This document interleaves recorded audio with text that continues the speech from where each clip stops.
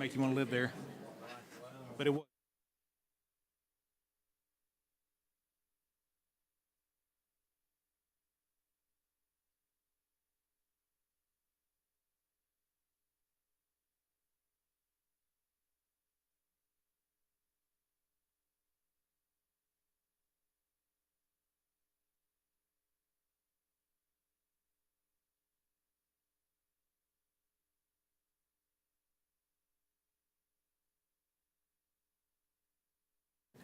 PM. My name's Billy Benefield Jr. I'm board president, and it's my job to preside over the meeting this evening. To the visitors in the audience, I'd like us to take a moment and explain how the meeting works. We follow a written agenda, and copies of the agenda are available through the board docs on our website and through the monitors on the room. You see them up here. We allow comments on any agenda item, but you must complete a speaker request form located at the small table in the back of the room and pass it forward to us prior to the meeting, which starts at 5 p.m. And so the following rules for speaking will apply. The speakers will have a 3-minute time limit. All comments must be germane to the agenda item, and no complaints about individual students or employees. We just can't do that because of ethics laws. And then anyone addressing the board must come to the podium or they'll not be recognized. And again, the requests have to be in before 5, and we appreciate your cooperation. Thank you.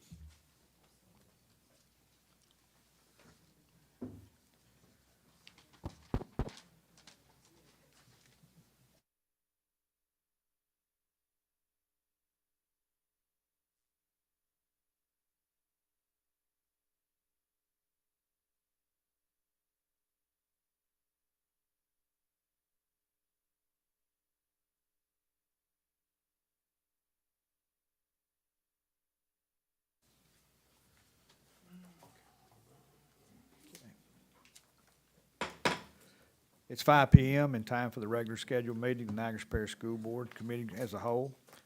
Board members and visitors, please silence your cell phones and all electronic devices as to not interrupt the meeting. Thank you for your cooperation in advance. Board members, I know I ask for it a lot, but please speak directly into your microphone. We have a lot of people in the audience, and the viewing public would like to hear what you have to say. So if you would speak directly in your microphone. Ms. Kanika, can we have a roll call? Mr. Danzy? Here. Mr. Matuire? Mr. Benefield? Here. Mr. Harris? Present. Mrs. McGaskey? Present. Ms. Palmer? Ms. Phelps? Here. Ms. Harvey? Here. Mr. Fredu? Here. Mr. Nicholson? Here. And Ms. Page? Here. We have a quorum. Great, thank you. Board members, we've got a number of things that are going to take place tonight. We have some things that we have been able to work through this year and in the years past. Next Thursday, we've got a full agenda, but we're going to spend the first part of the meeting next Thursday night talking about our accomplishments and some of the good things that's happened in Natchitoches Parish in the last year. And we've had great cooperation from all our board members in the past, and so we're going to have some discussions tonight and over the next 4 meetings on some things that have real deep emotional ties. We've allowed each other to speak uninterrupted in the past, and I know we're going to continue to do that. It's part of the respect thing that we do here, and I really appreciate what you've done. I know we all need to continue to keep the same mindset that what we're doing is best for the students in Natchitoches Parish. And as president and moderator of the meeting, I'd like us to continue to be respectful of one another. We can't have a board without all of our continued cooperation and participation. And we need to respect the process and respect each other. You've heard me say that a lot of times. And so do I have your commitment on that? If you would, show the show of hands that we're going to do that. Everybody in? Thank you. I didn't see Barbie's hand. It's okay. It was there. Ms. Barbie had it hidden behind her back. Here we go. Okay. Thank you, board members. Getting back to what's best for the students in Natchitoches Parish, and we're going to LSBA to get a refresher course there in just a couple of months, but we really have 3 basic jobs, and that's it. We're responsible for the budget of the school system, the taxpayers' money and trust. We create policies that allow the system to run smoothly, and that's the norms for our system. and we're charged with safely transporting students to and from school and providing the best well-rounded education that we possibly can. And that's our student commitment.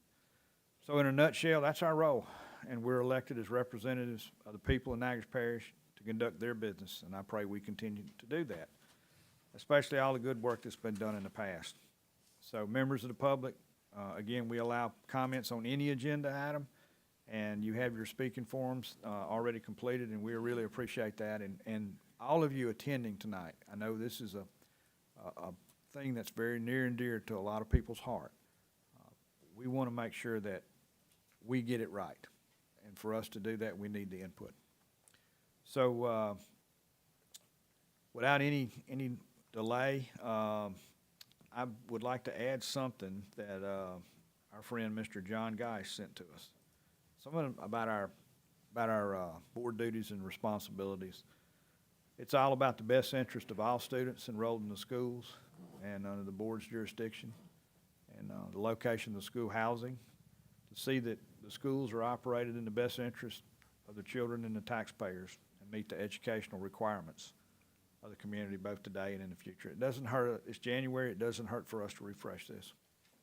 To improve the educational environment for students and teachers by raising the physical standards of the buildings to match the most effective facilities already in existence in the district, and to create school complexes which are the best possible balance of effective grouping and educational resources with efficient management and operations. Again, that's part of our team. So I see Mr. Shirley walked in. He's been fighting water leaks all day, the last 2 days actually. So board members, again, we've had a wonderful situation in this room at getting business done and cooperating, and I really want us to keep that in front of us, okay? Superintendent Eloy, would you like to take your superintendent report? Yes, sir. Superintendent report is going to be very short this month. Wanted to first talk about cold weather discussion. I try to keep my ear to the grindstone and hear what's going on. A lot of people, I don't think, understand how we make these decisions. I can tell you, I was on at least 4 or 5 different National Weather Service calls where we're getting the most up-to-date weather predictions, not what we get on our cell phone, something that's a little more robust and ever-changing. We're also on call or text message and group meetings with every superintendent around the state, and we're asking, what are y'all doing? What's going on? Also contacting the sheriff and his folks and state police to say how the roads look. And so when we make these decisions, and I saw how pretty it was Tuesday and Wednesday, but I can assure you a few things.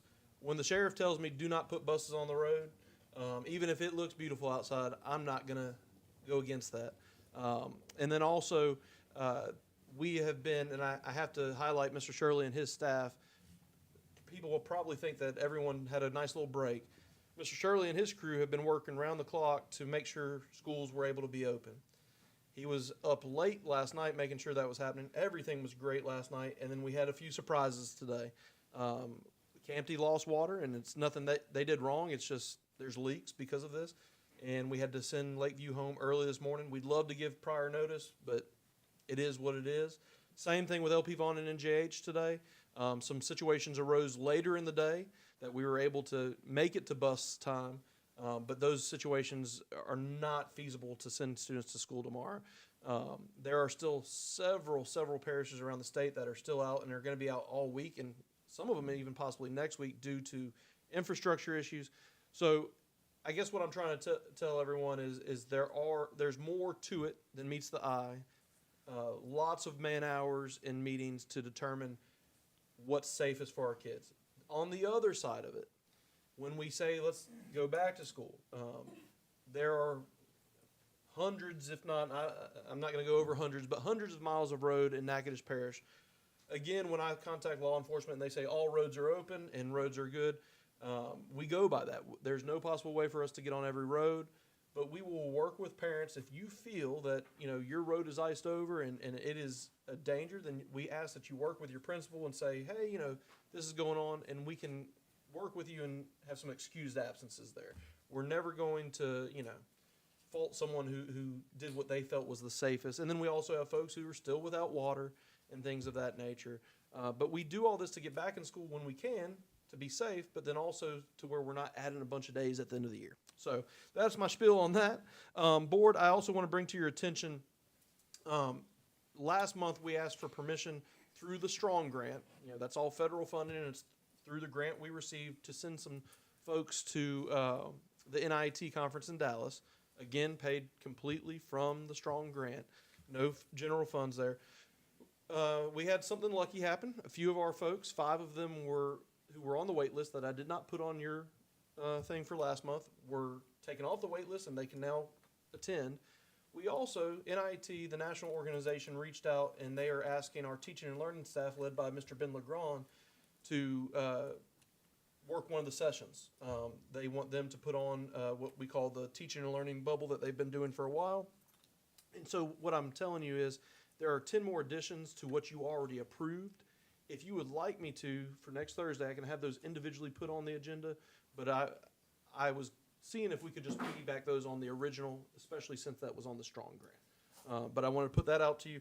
Other than that, there's obviously a lot going on, but I think it's better taken outside the superintendent report and some of our agenda items. So that concludes my superintendent report for the month. Superintendent, Yes, ma'am. would you mind explaining to the public what the Strong Grant provides, because everybody's not Yes, ma'am. aware? Thank you for that.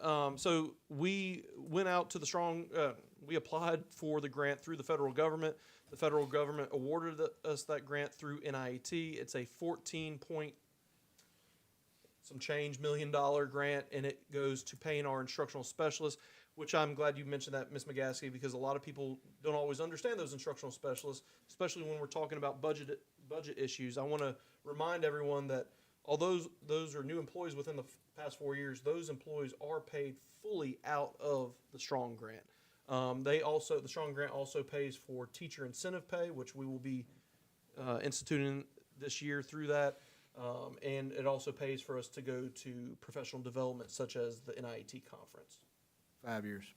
For 5 years. Assuming we make good progress, we get renewed every year for 5 years, yes. And it's, there's a very rigid agenda that we have to follow, and we need to make sure that we do that. We're graded. Everyone's graded. So accountability is very, very high. And the federal government is the only one that can allow for budgetary changes on that grant, so. Okay. Great question, Ms. McCaskey. Okay. Superintendent, that was one of the shortest superintendent reports, so thank you very much. Don't get used to it. Okay. We will skip B and B, and then C. We will have school board member training resolution next week. Dr. Eloy gets to bestow some certificates because we've all made our annual training, which is required by law. And so our informational reports. And Mr. Benefield, I believe I had split up those informational reports, so I believe we only have Mr. Wascom and Ms. Hicks. that's good. Okay, the first report I present here is the sales tax report. You'll notice, let's see here. Y'all can see right here. We collected $1,739,000, and that's down from $1,818,000. We were down 4.34%, but cumulatively, you can see in this column we were down 1.97%. So that's even a bigger hit when it was 1.6 or 1.8 last month, I think. Yeah. So it's 2%. I mean, it's still money, but and based on those trends, you can see the difference between these two numbers here at the bottom is the difference that we're projecting it will be based on current trends. Okay. Thank you, Mr. Watson. All right, and then if I can find the mouse. Got our budget. All right. Did you want me to go ahead and do the budget next right here? Yeah, go ahead. Okay. I am presenting the budget. The audit review will be next week, but I wanted to let you know we will be adding another function to this budget, which will be a balance sheet. And we were working on what format it needs to be at. We don't want to make it too complicated, but we're going to be adding that to this format here. That's one of the audit findings for this coming year. Y'all will hear about that next week. But the idea is I will be presenting a budget and then a balance sheet in addition to this in the future. Okay? Okay, board members, any questions Are about? there the any budget? questions? I just asked, were there any questions? No. Okay, well, that concludes the budget report. And, okay, thank y'all very much. Ms. Hicks?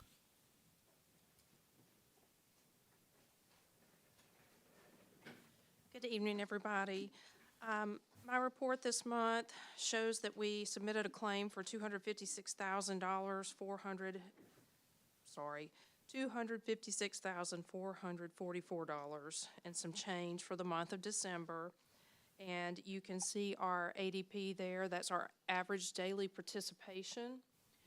The one thing I would like to bring to your attention on Thursday night, we will be requesting your permission to go to bid for a very large freezer and cooler that would be funded through ESSER. I submitted a proposal to Ms. Raschel, and it was approved for us to use that funding to do this. It would replace 9 freezers and 2 existing coolers that are currently housed in our facility. It would greatly reduce the number of parts, basically, that we're dealing with, and it would be much easier to maintain. It would reduce our energy savings tremendously. Included in this proposal would be the generator that we have all wanted for that facility. And the bottom line is it helps secure our food supply for our students, which is the most important thing. Board members, item B is what she's referring to in the Finance Committee report. Is there any questions, Ms. Hicks, about this large freezer and the hookup for the generator? I know, now Ryan is gonna have to help me with some of the technical business here, but they have recently come in and we have a new transformer, I believe, that makes setting all of this up a lot easier. And tying it into ESSER funds is wonderful. Yes, yes. And it needs it, right now we're running 11 compressors, so if we decided to try to put a generator on, we would have to upsize our generator significantly to endure all compressors kicking at one time. New unit, big box, less compressors. We can stage them 1, 2, 3, and 4, so therefore we can scale down on the size generator we need, therefore saving energy in 2 different ways. Wow. And It'd be nice. and use ESSER funds to pay for it. That's wonderful. Board members, any questions about that on that item B in the Finance Committee report? Okay. Okay, thank you. Okay, that concludes our informational reports.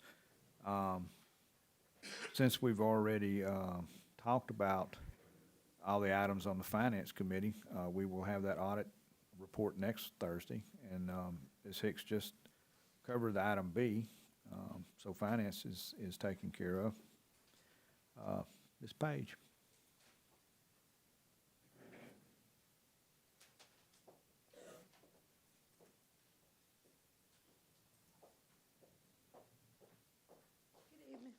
Good evening.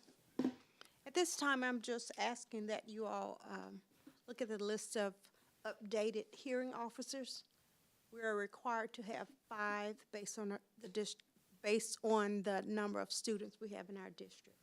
And Ms. Page, there is going to be one edit to that Yes, by next week. So yes, this list will not look exactly the same. yes. And please let me share this with you. Nobody is happy to be included. I just begged. Because they're busy, they have a lot of things going on, but, you know, they understand, and if they can't do it, they let us know. That's why we have to have at least 5. Questions? Now, we're required to have those hearing officers, so I Yes, know it's an just important part updated. of the process. We just updated the list. And they have to be attorneys or retired judges. So can you take the personnel report while you're there? See it? Okay. So as you see, we have what we normally have, retirees, resignations, new hires. So we're still rocking and rolling.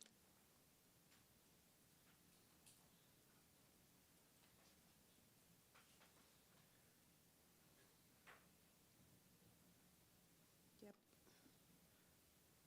So, Ms. Page, when we received that mandate for the TAT last year, have you had to replace any of those folks? Replace the people who were on a TAT or who are now on the TAT? Now in the TAT that we, okay, Yes, sir. that's great. It is. Good retention. Yes, sir.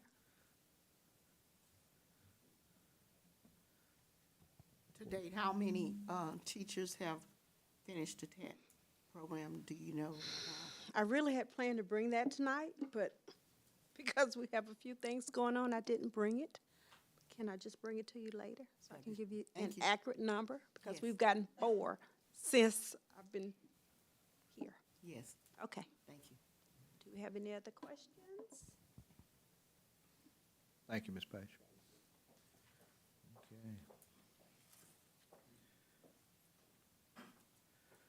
Mr. Danzy. Item 8A, discuss staff plan to address the 25th of 2024 and 2025 to make that exactly right budget. Dr. Eloy? Yes, sir. So, obviously, that's what everyone is here for tonight. A few months back, we have been waiting. Actually, it goes back a little further. We got with a consultant, Mr. Hefner, to really project where our district was going to be going demographic-wise. And what he looked at was several different items, whether it's transportation updates or housing updates or new businesses, different things that are indicators of growth or stagnation or decline. In that report, it wasn't good news. I believe we showed that we were going to be reducing our MFP number of students pretty much until 2027. That's in light of the fact that we have been reducing our number of students for the past decade, somewhere in the range of about 1,700 students. If you multiply that times $5,400, I think you're close to $10 million in funding that's gone away because of students leaving. That is not something that is unique to Natchitoches Parish. It's happening pretty much all around the state. There's a recent Advocate article that even said that Louisiana is one of the few, or perhaps the only, southern state that is experiencing population loss. And when you look at the parishes around the state, there's only 2 or 3 that I'm aware of that are gaining significant population. If you look at our region, for the most part, we are all losing population, whether that's Wynn or Sabine or Red River or any of our connecting parishes. For the most part, we've all been facing that population decline to different levels based on our current population. And so we got this from Mr. Hefner, and we really didn't act on it because we wanted to see what the October 1 numbers were. And I can tell you, in some ways, Mr. Hefner was right on top of his predictions, and in other ways, we far exceeded, in a bad way, we far exceeded how many students we would lose. So at that point, me and Mr. Wascom, we feel as though, one of our major duties, both as the CFO and as the superintendent, is to inform the board of the situation that's presented. So what that leads me to is I kind of want to give some context of why are we here today specifically. And if some of you read the letter I wrote to the board that was on board docs, you'll see that there's really about 5 issues that we're having issues with. Some of it is a loss of revenue, and some of it is increased expenditures. The first one, which Mr. Wascom just related, was that we are now down 2% in sales tax. Doesn't sound like a lot, but you have to realize for the past decade, we have continuously increased sales tax. And so That was always something that we could kind of rely on. And we don't know where that's going to end up. That could have potentially millions of dollars of impact, depending on how sales tax ends up for the rest of the year. The second piece is the ESSER money.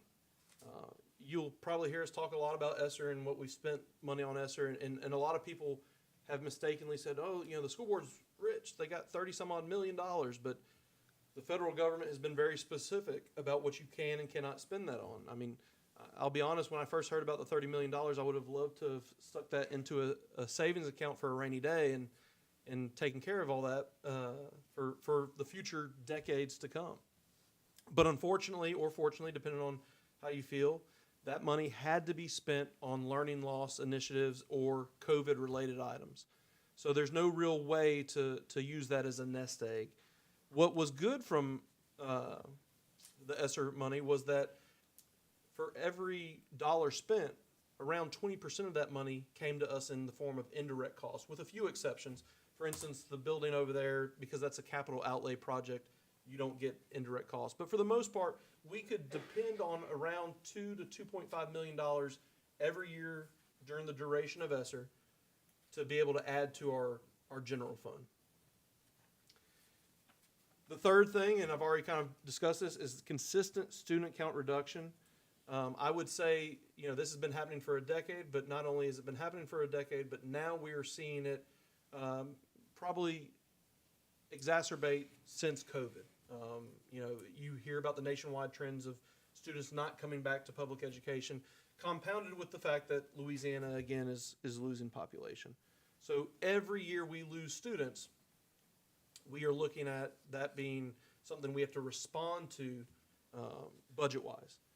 Specifically, and I think I outlined this in the letter as well, is if we lose 20 to 30 students, the way a district should respond staffing-wise is we should respond by having one less teacher parish-wide. Makes a lot of sense. Well, last year we lost around 200 students, give or take a few, and I can tell you, because those students were spread out amongst really 13 grade levels when you take into account pre-K through 12, because they were spread out across grade levels and across schools, it was so spread out that you weren't able to actually lose a teaching position. And so it sounds very easy and very clean, but oftentimes it's not that easy and not that clean. And so a district isn't always able to respond in the normal fashion of we lost 30 students, we lose a teaching position. It's just not that easy. Number 4, and I want to preempt this by saying this is not a negative, it's just a reality of budget. The legislature made it much easier to get temporary authority to teach. It used to be that it was a more difficult process. You had to show some other things, and it was difficult to do. They've made that they've made that easier because we have a teaching shortage. So they want more people to get a TAT so they can get in that pipeline. What that did is overnight, it turned an employee who prior to this was considered, we oftentimes called them, whether it was right or wrong, long-term sub, it turned them to temporary authority to teach, which increased their budget effect by anywhere from 40 to 50%, depending on if they took on school board insurance. So overnight, a group of around 80 individuals, the cost of those employees doubled. And so that was a budgetary piece that we were not prepared for because the implications of the legislation were never explained that it would do that. And so that was a hit to a balanced budget last year, a balanced budget that should have seen a surplus, a 1 million or 1.2 million area expenditure that we were not prepared for. And we continue to do that. Now, I want to say, we're happy for our employees about that. We want them to have that benefit because the idea is they get that TAT and they get certified. So I don't want anyone to misinterpret that we are somehow blaming teachers with TATs for a budgetary situation. The final issue But it was unfunded. it was unfunded. The state's told the local systems to take it on the chin. So The final piece would be that insurance costs across the state are increasing. We have been somewhat lucky because we're not below I-10, but due to the storms, whether they be winter or hurricane related, school districts across the state are seeing their premiums jump up. So when we look at all that, what I've compiled in conjunction with Mr. Wascom is you look at, if we do nothing, you're really looking at a $6,217,348.18 shortfall. And these are projections. This is not perfect. I'm sure I'm off a few cents or dollars, but within, we feel like we're pretty close on that. So then what the board asked me to do is they said, go to your staff and how can you address this? And I can tell you over the past, I'd really say 2.5 months, we have been looking at everything we can do to address this. And before I get into how we address it, I can tell you, I'd like to respond to some misunderstandings. When you're in your house, you bring in $50,000, you spend $50,000. At least in my house, we don't have two different buckets. Me and my wife have the same checking account, and there's not like a federal funding bucket and a Lauren bucket and a grant bucket. It's all there. With a school district, we have so many different buckets that spend in different ways and have different allowabilities, different restrictions, things of that nature. So, for instance, Title I, we get millions of dollars in Title I. Well, I can only spend that on certain things. Federal funding, such as the Strong Grant, that's in and of itself, it's saying what you can spend it on. The ESSER money, what can we spend it on? The least restrictive fund we have, and it's only restricted by laws in the sense that, I can't go take money and purchase personal items and things of that nature, but the least restrictive fund is the general fund. The general fund is financed, is our largest funding source. It's funded primarily through our MFP. So again, going back to that MFP, when we lose MFP, it has a huge impact. Not only that, the vast majority of general fund is spent on payroll. And that's actually mandated by law. So I've seen a lot of folks, and trust me, I think this conversation we're about to have is about coming together as a community, as a parish, and seeing, hey, Dr. Eloy thinks he's smart, but maybe there is a better idea. I'm open to that. But I think there's some misunderstanding of, I saw, we could get rid of board members, and not that I want to get rid of any of y'all, but even if we did do that, say you got rid of 4 board members, you went to 7, that's $30,000. And not that $30,000 is a lot of money, but in the scheme of trying to keep a facility open year after year, it's not a whole lot. There trips that district staff take for professional development, like the Strong Grant trip to Dallas, those are funded out of either title funds or grant initiatives. They're not being funded out of general fund. So, And we're required to do that continuing education because of the grant. yes, sir, correct. So again, for the next 2 months, my phone is going to be wide open, and if you have these questions, don't hesitate to ask me and the board, because sometimes it seems obvious, but I don't think there's a more restrictive entity than almost a school district. I'm sure there's something more restrictive, but in terms of funding, it's different, it's unique, and if you don't live it every day, it's difficult. And even Mr. Wascom and I, who do live it every day, we have to go to our lawyers at times, and we have to go to LDOE at times to even get more feedback. So with that kind of laid out, I do want to say what I'm proposing. Y'all, I don't know if there is a perfect plan, but what I was tasked to do was to come up with a plan. Board member Fredu asked me to come up with 2 plans. One that would be an alternative to the biggest item, which you all know is the possible closure of Goldana. So when I looked at the budget, and let me also say, I did everything mathematically and intellectually at my disposal to avoid this. This is not something I've ever wanted to be a part of, but my responsibility as a fiduciary agent of the district I feel as though I had to put this to the board. So what I'm proposing is, Let's get Mr. Mike to scroll down. okay, I'm sorry. Yeah, scroll down. So at the top, you see the changing costs, the ways to balance the budget. The first proposal is closure of a school, specifically Goldana. The second is central office payroll efficiencies. Without supplanting, we have the ability to move a few employees from general to federal.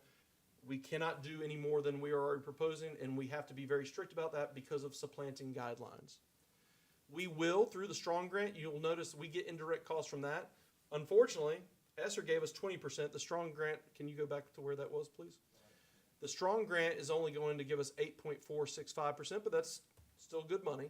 And we'll put all that back in the general fund. Although sales tax is down, property tax collections are up, so that'll be new money supplied to us. Then we have staff efficiencies, and I need to be I'm going to repeat this 2 or 3 times, and I apologize, but I want there to be no confusion. Where we can, where there are potential overstaffings, we will have some positions that will be moved around or potentially taken away from schools. That being said, in this plan, no person will lose their job. They may have a new position, but they will not lose a job with Natchitoches Parish. We believe that's the case because we have done reductions before. In fact, since I've been in Natchitoches Parish, we've reduced 60 to 70 positions. Not once has anyone lost their job because of those reductions. We've done it through attrition, and we've done it in ways you've retired, and we've moved people into those, or we've allowed that retirement position to happen, and we've not refilled it, or if someone moves, things of that nature. We believe we can do that to everyone. The only people who are potentially at risk for losing a position, but this has always been the case, are people who are uncertified teachers. The reason we say that is by state law today, if a certified teacher comes in, they can replace a non-certified teacher. But whether you are a custodian, a school food service worker, a secretary, you will be given options, if this occurs, of a position in the parish. Finally, we have been in discussions with, and Mr. Wasson, can you scroll down to the next budgetary list? Yeah. On this one, this is with it actually all put in.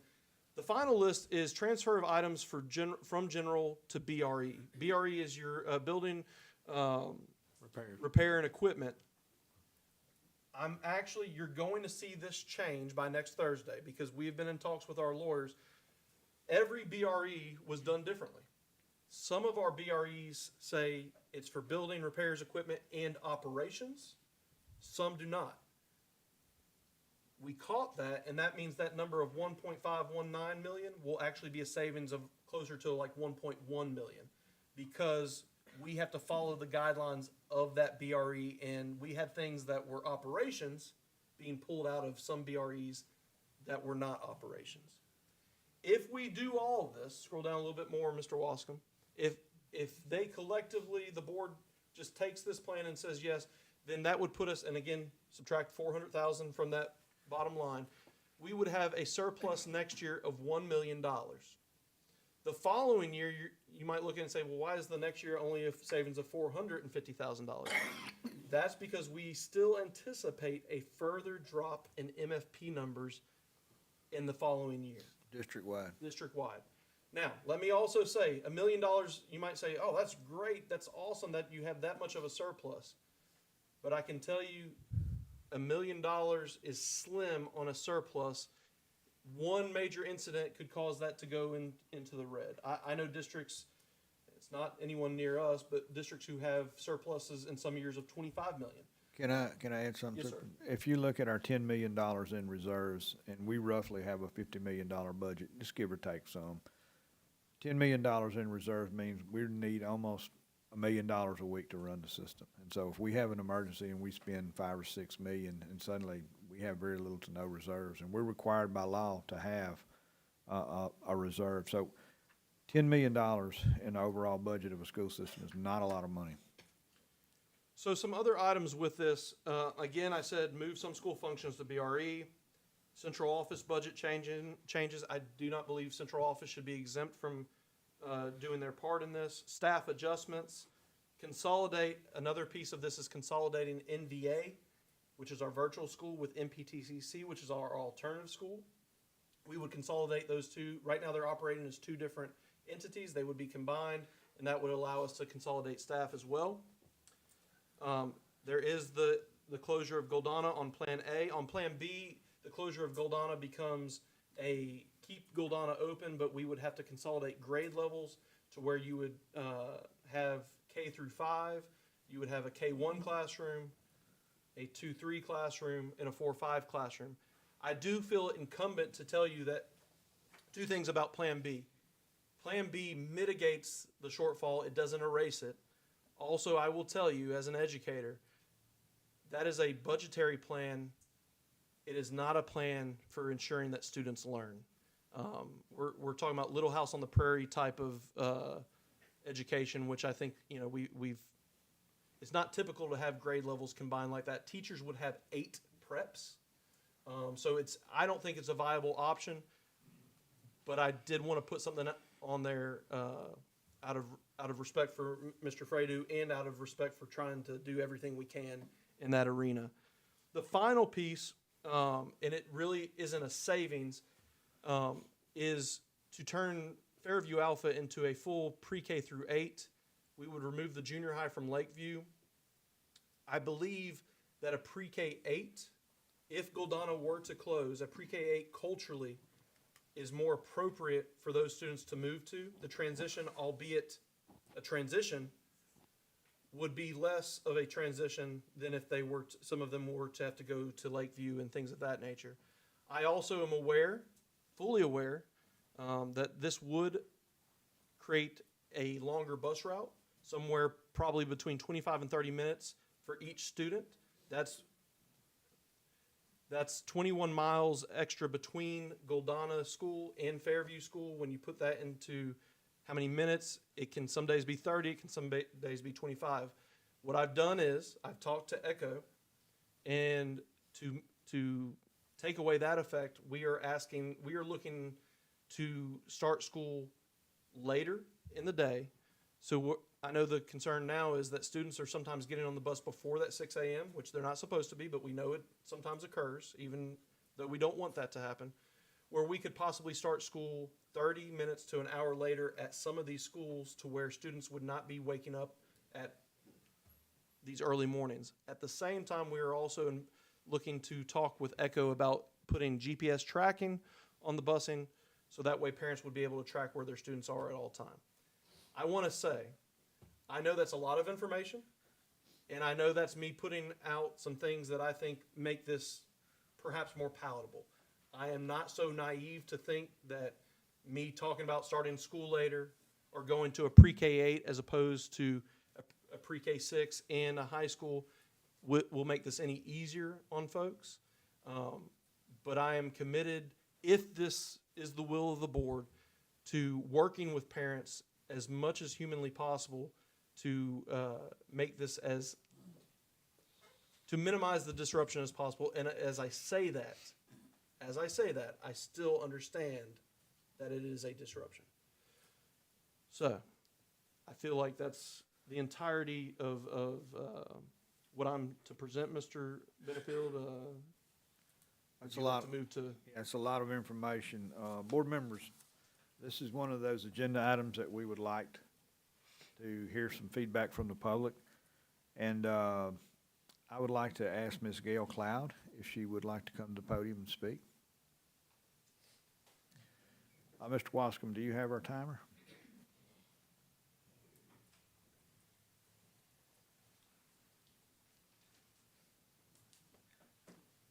Ms. Cloud, thank you for coming tonight.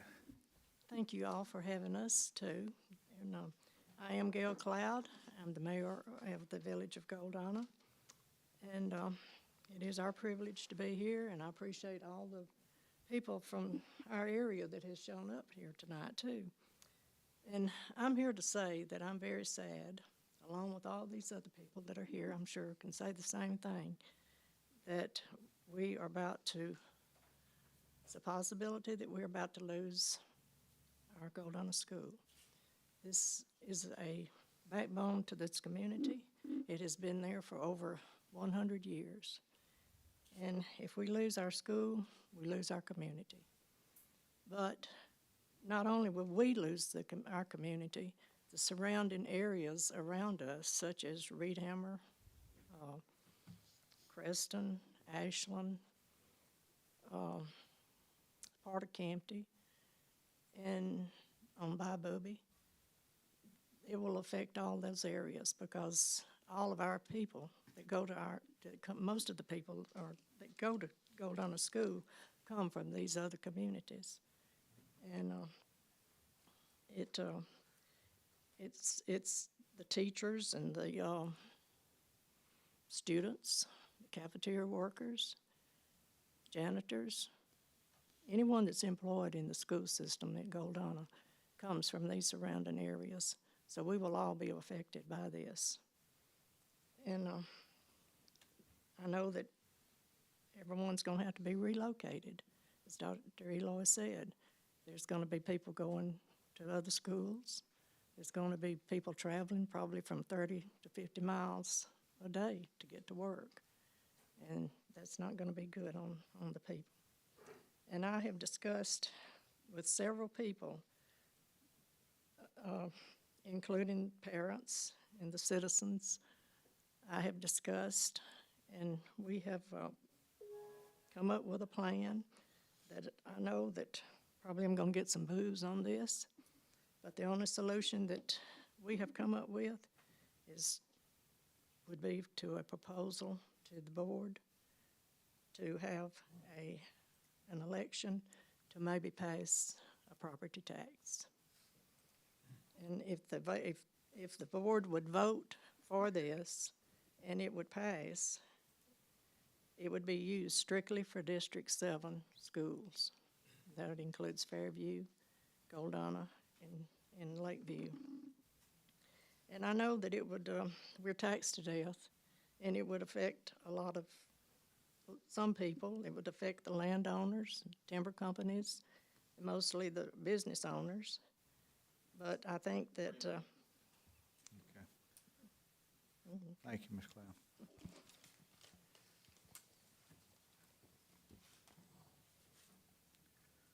Mr. Eugene, former board member, Mr. Eugene Garner. I'm just gonna tell you up front, I'll do what I can to get it in that 3 minutes, and then y'all might have to carry me out of here. I just want to, I had wrote out a little speech thing, but you know what? I'm not gonna talk on that speech. I'm just gonna talk to you about, from my heart, what I feel. I've never seen and been more proud of a group of people than that district has out there. I've been to them along with Reverend Harris and now Chad, and we've asked them over the years to pass several taxes. It helps this board. We went to these people back to build Fairview Alpha School. It was hard to go say, hey, Goldana, Reham and Chestnut Ashland, you got to build, we have to build Fairview a school to get them out of the dump. But overwhelmingly, they did that. My second thing is, me and Reverend Harris went back to them again, and we said, look, we need $10 million. We want to renovate our schools to bring them up to date. With his help, my help, these people passed that to put all 3 schools in top-notch shape. Then the most recently thing, we went back and we supported your 1-cent sales tax to go into your general fund to help offset the $5 million deficit we was behind 2 or 3 years ago. I remember, just like it was yesterday, when Stephen Solomon called me and said, Mr. Garner, what is your people doing? The people in Natchez are not turning out like we hoped they would. My district and our people turned out and passed your 1-cent sales tax. So it's dear to my heart that they care enough about their district and the people here to, there's not many people will stand here and tell you we're willing to pay what it takes to keep our school afloat. And these people are going to pay for that out of their own pocket along with others that are not here. And the most difficulty thing, and Harris will back me up on that, we went to these people with COVID. COVID's what caused a lot of this stuff in the first place. You all know that too. When I left that school and became on this board, there was 230 people there. Nobody can tell you where 100 people went. but it's not on this parish, it's everywhere else. But we went to these people again with COVID and the election being canceled twice because of COVID, and added our renewal BRE tax with a $5 million increase. Once again, these people came to the table and said, look, we'll support it to fix our schools and keep our schools up. Now, Dr. Dillon, I'm not putting you on the spot, but there's some figures there that we're not showing. You first put out that the overall cost was $16,000, $17,000 per student. That came out first. It's not Goldana's place to balance this whole parish budget. We looked at everybody else's figures for an elementary school was $10,000 or less. We feel like that we can pass enough tax to bring our costs down to where we're either below where the other elementary schools and all are, and we're willing to do that if 6 of you would give us the opportunity to make that choice. Then you won't have to close the school. If it doesn't pass, then we close the school. You see what I'm saying? So I don't know where the figures came and how they keep changing, but if you look at the $2 million deficit that you're saying now that you can save at Close Goldana, it looks like we're going to balance the budget for the whole parish, or most of it. Then next will be your school. You can bank on it. It's coming. Because it don't matter what kind of money you generate in your district, it's all about the number of students there. So once again, I appreciate this group of people that has supported me and supported Cecil Walker for nearly 40 plus years, and we will do everything we can if you all give us the opportunity to keep every school in District 7 open. And I thank you for listening and hearing me out.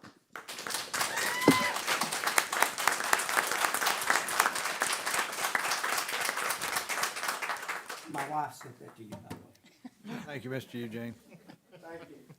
And Mr. Eugene no one has worked harder in District 7, Consolidated 7, than Mr. Eugene's getting things done. Mr. Roy Dupree.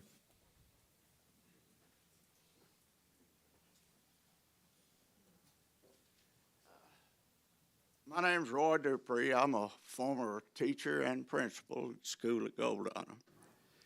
And after reading the 2 options that will affect the future of our school in Goldana, we would like you to consider the 3rd option. We would ask the school board to allow the people of District 7 to decide the fate of the school in Goldana. If the voters of District 7 would pass a property tax of a yet undetermined millage to make up the difference of the MFP funding, the school could remain open as is. Some of you may think that such a tax would never pass. I think it will. When the voters of North Natchitoches Parish realize that if the school in Goldana closes, the elementary kids will go to Fairview. Not a great distance as a crow flies, but it's a long way by bus. Will they send their kids to Fairview? I think not. When perfectly good schools are only a few miles away in Castor, Saline, or Calvin. If these children leave the parish, so does the MFP funding, which will eventually affect Lakeview. For when these children are old enough for junior high and senior high school, very few of them will come back. Will there be an opposition to this tax? Sure. Some people are just naturally opposed to any tax. And due to homestead exemption, many people will pay no tax at all. But when the people of Ashland, Reedheimer, Chestnut, Creston, and the Goldana areas weigh the option of continuing to send their children to Goldana or sending them to Fairview, the vote will pass. All we're asking is that you give us a chance to keep our school. Thank you. Thank you, Mr. Roy.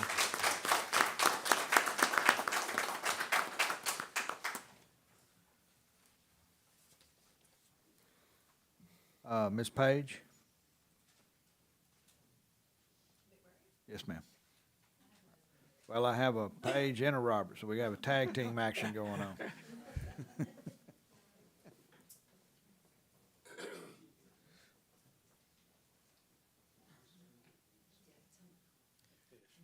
Please identify yourself. I'm Robert Page. I teach over at NSU. This is my wife, Paige McMurray. She teaches at Goldana. We're newcomers here. We moved here from San Antonio over the summer in part to try to find a better environment for our son. He wasn't doing real well in the kind of larger schools in San Antonio where we were living. Our son has autism and attention deficit disorder and behavioral problems. And so, you know, in our experience, there's kind of three pieces to that. There's the learning piece, which is really, in our experience, about student-teacher ratio. And then there's the behavioral piece, which in our experience is really about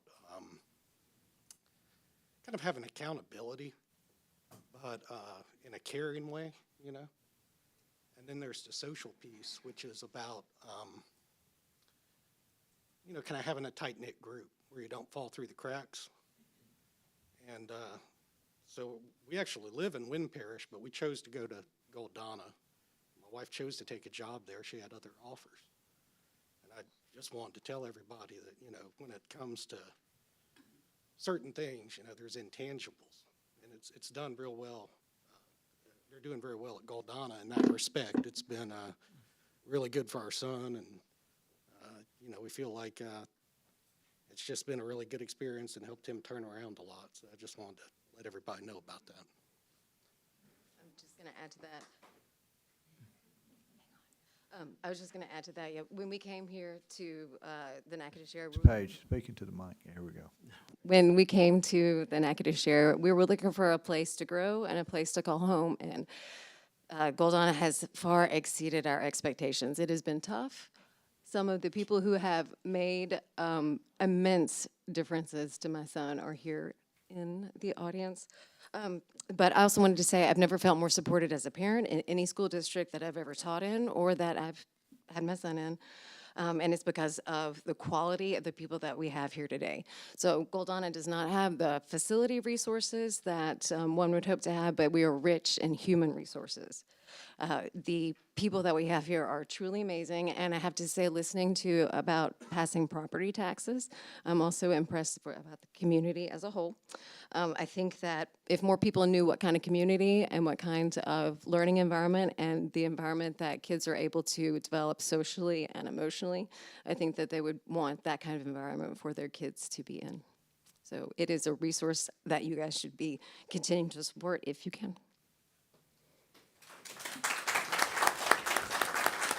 Thank you, folks. Okay, Kelly Norman.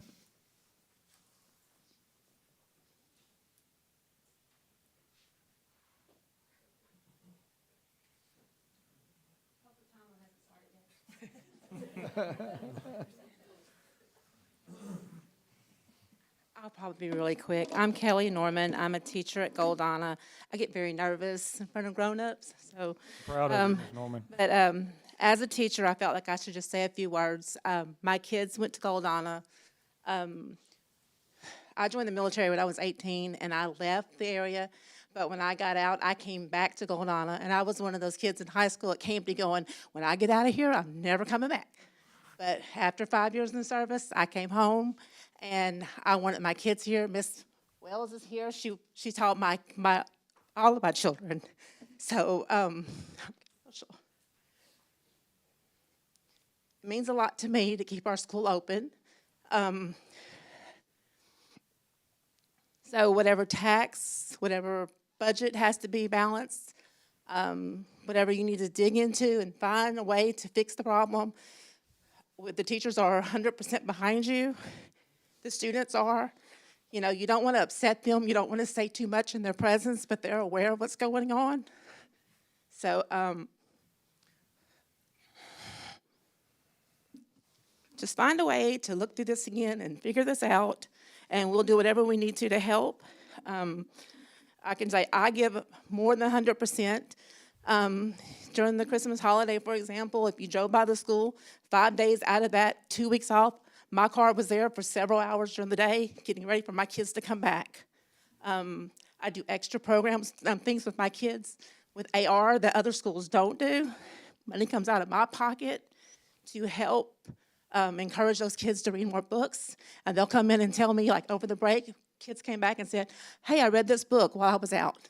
And not all, I mean, I'm not knocking any other school, but I can promise you I give more than 100%. And then when I get back and I hear, I don't want to say, you know, how sad people were at my school, but it affected a lot of teachers. It made us feel like, you know, we weren't valued as much when you're saying we're going to close these doors over some numbers. So find a way to budget it however you need to and tell us what we need to do to keep it open. And I'm sorry I got emotional. I wasn't going to do that, but thank you for your time.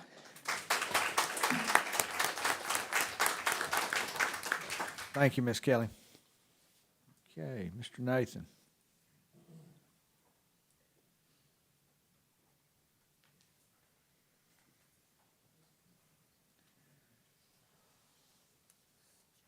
How y'all doing?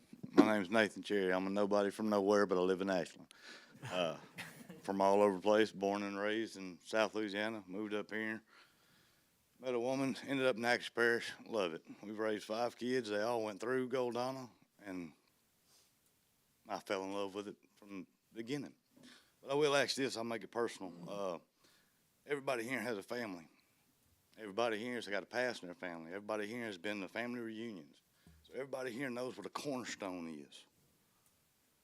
How many of y'all have seen a cornerstone in a family be pulled and that family fall apart? Right now, we are heading to a funeral recession. We are on life support, and this is that family. And they're asking for the opportunity to be able to pull the plug or allow a little bit more time. And it's in y'all's hands to do so.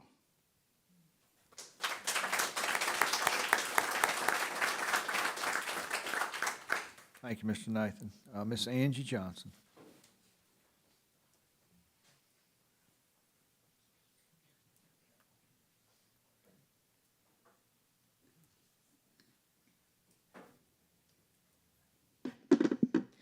I'm Angie Johnson. I'm a teacher at Goldana. I've lived in Goldana all of my life. I am a second generation teacher. My dad taught there before I did. A lot of these people sitting out here, Mr. Dupree, Mr. Wells, Miss Brenda, they all taught me. And actually, Mr. Roy was one of my first principals. When I started teaching, my kids and grandkids just moved back from Georgia.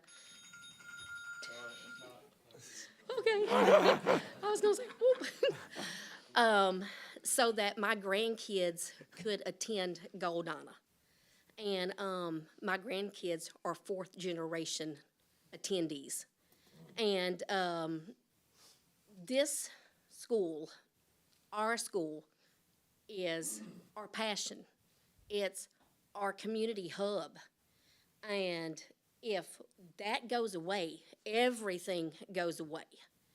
And that will not only affect not only the school and our kids, but it's also going to affect what businesses that we have there in Goldana too, because they'll go away. We've seen communities die because of this.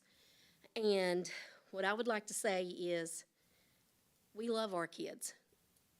We know our community knows us, they know we're there. We'll do whatever it takes to make sure that the learning takes place, that the kids get what they need, not only academically, but socially, emotionally, mentally also.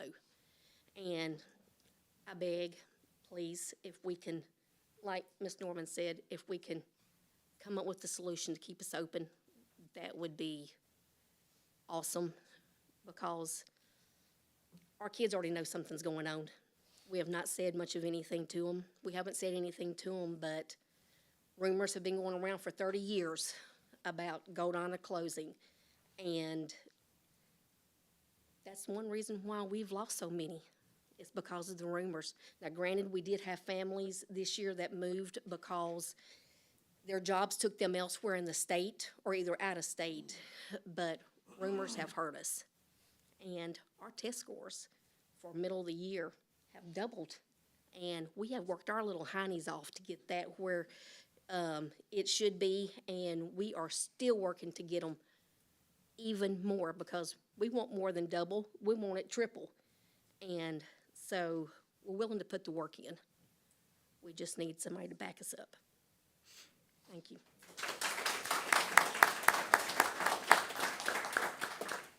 Thank you, Miss Angie. Board members, we've had the opportunity to listen to superintendent and put some numbers in front of us. Any discussion on this item from the board? Yes, sir, Mr. Benefield. I'll lead off with that. Thank you to the community for coming. I didn't go to Gold Run, but I'm gonna try not to get emotional, but I got 3 daughters, so it happens. I feel like this is a quick fix to a problem that we have. I know numbers I can add and subtract. I know a business decision, as we all do. But I do feel this is a quick fix. I feel that if we do not find a way to generate funds, we will be back at the table in the next couple of years.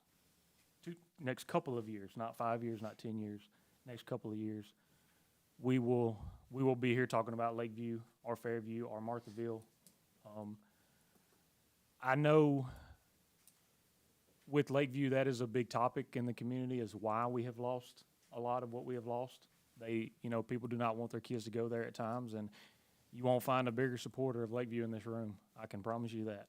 I bleed green and orange. I graduated from there, but that is the truth. That is the stigma that's out there.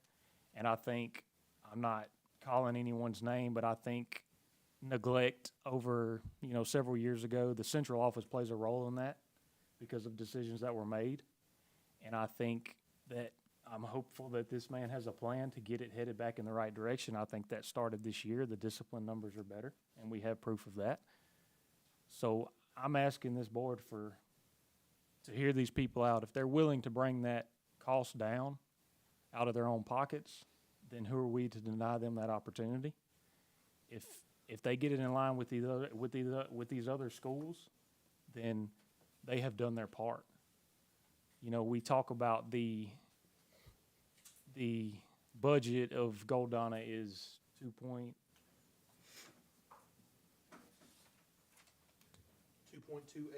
million. 2.28.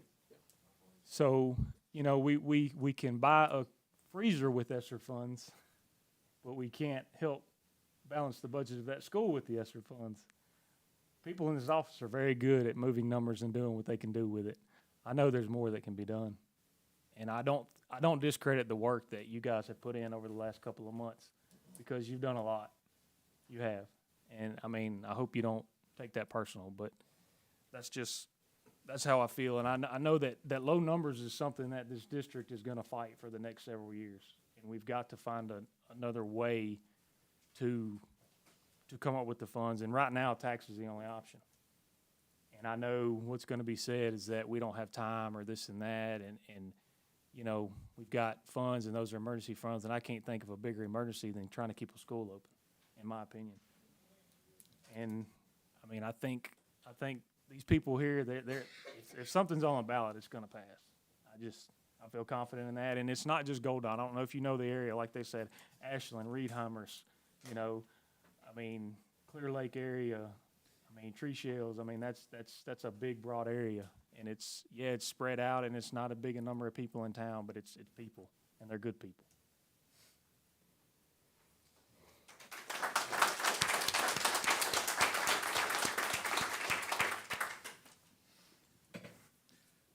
And I'll leave it at that. I got a lot more wrote down here, but I think that's a good cutoff for now. I want to thank all the speakers tonight. It takes a lot of courage to walk up to that podium and be on camera, and a camera staring you in the face, and other people. And I really appreciate the heartfelt input that you provided, and this board really appreciates it too. At least I hope I speak for the rest of the board. Board members, any other comments on this item? Dr. Elon. Are you gonna, Reverend Harris? This is the second time, since I've been on the board, that we have addressed a closure. Prior to me coming on board, Park Elementary closed, and it affected the community drastically. I wasn't on the board at that time, but I felt the effects from the community. It's sad when you close a school, because it does affect that community. Because Parks Elementary was a part of that community since I've been here, prior to my moving here in '78. And it destroys the community. Even though we got a good school there, it left a bad taste in that community's mouth. And I've been on this board when Goldana closed, not Goldana, I'm sorry, Clutcherville. And our school board member's not here tonight to represent it. But when you have to tell parents they got to send their kids on a ride 30 minutes or so, and babies have to be up early in the mornings, it affects the parents' hours of work. It, affects the community as a whole, and it was a great loss for that school to be closed. And I hope that is the last action. I know the board doesn't want to have to do that. And I commend this community of people that come here tonight to speak on behalf of their school, because I feel it. I feel what you're saying. Mr. Garner, he was a dedicated member. It's touching. And I know that you all will do whatever you can do to keep that school open. And I hope that we keep that in mind, that we find some other reasons. I'm not in agreement totally with some of the other ones, but I think they can be, we can work on it. And I hope that that is a last resort that this board will consider. I think the figures can be, as you say, when students leave and families leave, we do lose MFP monies. That's a reality. That happens, and it's going to continue to happen. And I just hope that and at some point, we are going to have to look at the possibility of closing some schools in the future. I hope I'm not on this board when we have to do that again. And I just want to applaud you all again, and I think that you all will be successful because you're willing to do what needs to be done to keep your school open. And so I pray that we're going to be prayerful that we can find some other means to adjust this budget as needed. And I just want to thank y'all and let you know that we do understand.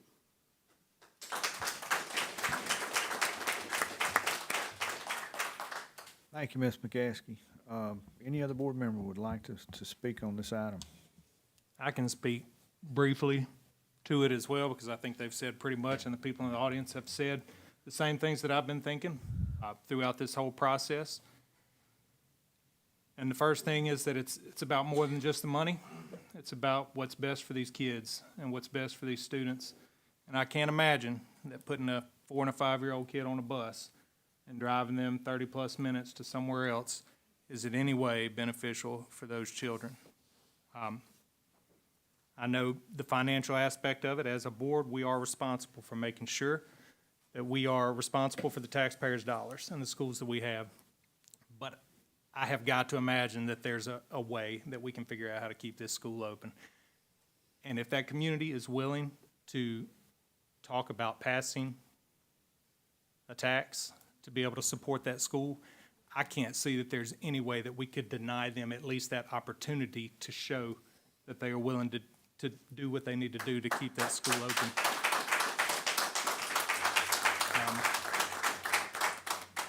It's like Mr. Garner said, let's see what happens. I fully believe that tax will pass too. I do. And I know what it means for a community, what that school means to a community. It's not just Goldana, and y'all reminded me when you said that too. Y'all know I was at Lakeview years ago, and I'm very familiar with the community. But this was done years ago to all those small, Breedheimer, Ashton, all those communities out there. So it's not just Goldana that this is affecting all those other communities there as well. That really have, that school at Goldana has become the place, that they all look to in the community. And we can't forget, if this does happen, we're going to lose students. We're going to lose lots of students. And that's more MFP money, and they're not going to come back, just like Mr. Garner said. And I think that's important to realize, too. Mr. Penfield, would it be against the rules if you give me 30 seconds to comment? Mr. Garner, how much money you got? No, I'm kidding. One thing that Chad forgot to bring up and all, is we do know that this is a very time-sensitive deal. We did find out that we can, if the board acts. Eugene, speak up. I'll go back up here. I was waiting on them to say something so I could bring that up, but go ahead. Okay, but I'll bring it up. We do know this is a sensitive time deal, but we did find out from the clerk of court's office, and they've been very helpful in this, that if the board acts quickly, we cannot possibly have this proposal before the people in April. Therefore, you could possibly be collecting the dollars before next school year even starts. The deadline to get this filed is March the 4th, that you have to move on. And if you don't choose to go that route, and we're forced to call a special election, and we're willing to do whatever, we can have that done for less than $8,000. He says between $5,000 and $8,000. And that date can be set at any time. So we're asking you to consider this, move on it as quickly as possible, if you choose to go this route, to give us a chance to do this. Hold on before you drop the mic, Mr. Eugene. Isn't it 60 days after the action of the board to put it on in the ballot? I don't know what it is on your end. I was told by the text, and I will let you read it, that the board knew what they had to do, but if the paperwork was filed, he would have it on the April ballot. But even if we go past that and we have to do we have to pay for it ourselves, we're not worried about that. You're talking about special election. Yeah, but Special elects. we just had a little snag with this last election, and Mr. Wascom, are you familiar with that on the bond issues and things like that? We just need to do what we need to do to make it happen. On the 60. If we next week announce that we were going to vote on the election in February, then it could be on the March, it would match the date. We have to, next Thursday, announce and then put in the paper that the February board meeting, we will do the election. No, that we will vote to present the special call election. Now, it's not special. It's not a special call, that's on the general. No, well, it's a part of the general election, but like the one we're getting ready to do in March, this coming March, it's called a special call election. Well, there's an April The board members, 27th. it's just the call of it. There's also an April 27th election, municipal general. No, that's what I'm saying.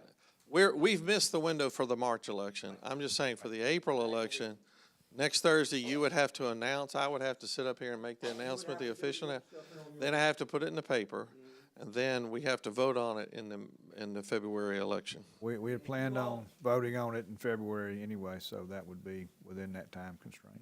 What's that now? What I'm getting at is we can do it in April, and if it passes, you begin to generate those funds immediately almost. If it fails, you all didn't close the school, our people did it, ourselves. But I promise you, we're gonna hustle to do if y'all will give us the chance. Okay. I'm gonna shut up. Don't. I gotta ask you a question. Yes, sir. And I don't want other board members to speak, but we're at 99 students at Goldana. Yes, sir. You pass a tax. Yes, sir.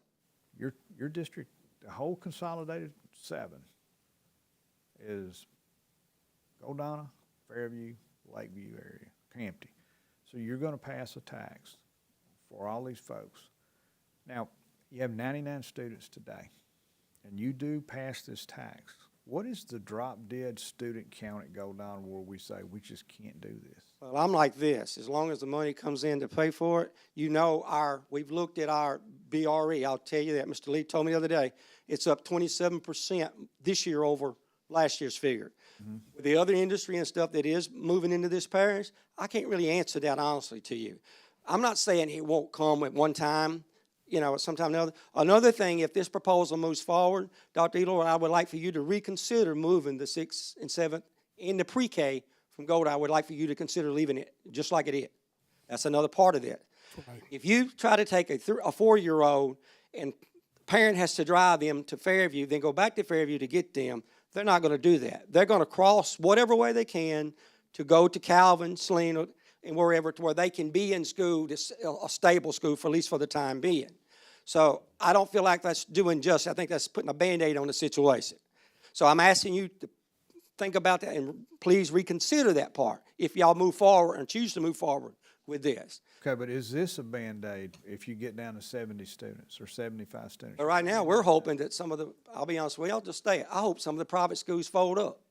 Well, it looked like, And all. it's about to happen. And that's a possibility they can come back. Well, and Eugene. I know that. And you had 231 students in 2003. And we failed that much. I understand that. And in the last 6-7 years, you've gone from 218 down to 173 with a 21% reduction. And then in 2021, you went from 167, another 18%. And in 2022, down to 137, another 18%. And it goes on, and you got 22% here recently. You've had a 55% reduction in students since We can sit here 2000. and talk. Mr. Benefield, that's not all of what they done either. Right. Was some things that was done by putting people in place. I understand that, but that's the student count. I understand that, and I told you when we started this that I wouldn't let this get out of hand, and I promise we're not. Count. Uh, But I mean, I need understand where you're coming direct from. these questions to someone, But and you got the mic in your hand. if the dollars get down to where it's really, really, really not feasible, and we don't see a growth, and then one of the other things that got brought up, if in the event Goldana does come down to where it has to close, and we don't see it go the other direction, then we want the tax to be done away with. We're not gonna pay and send you $700,000 just to put in your general fund. So if you do that, y'all have to vote when you understand this. If it comes before you and you allow us to vote it, anything touched at Fairview, Lakeville, Goldana, the tax goes. And I mean, we've been plain. You wouldn't do it in any other way, and nobody else in this room would do it. You know. But anyway, we're asking you to give us a chance. That's all we're doing. And we can sit here and talk all night. I know there's other board members want to talk. I appreciate you listening to me anyway. We're gonna have 3 more meetings involved. We've got another one Thursday night, an opportunity to speak, and then February committee, and then February voting meeting, so. So when do you actually think, Mr. Benfield, this may actually come up for a vote one way or the We other? said that we were going to discuss this fully in January, and again at the committee meeting in February. The plan all along was to vote on this in February. Now, we do have some board members that said this is moving too fast, but we've actually been talking about this since May. I know. And we approached the community in June of I know that, 2023. and said, we appreciate Please that. send your people back to school.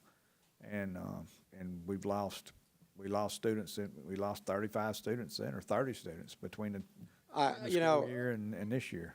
But, you know, we all know COVID has screwed this world up. It really had and stuff. And no one can really answer where those people have left and went to.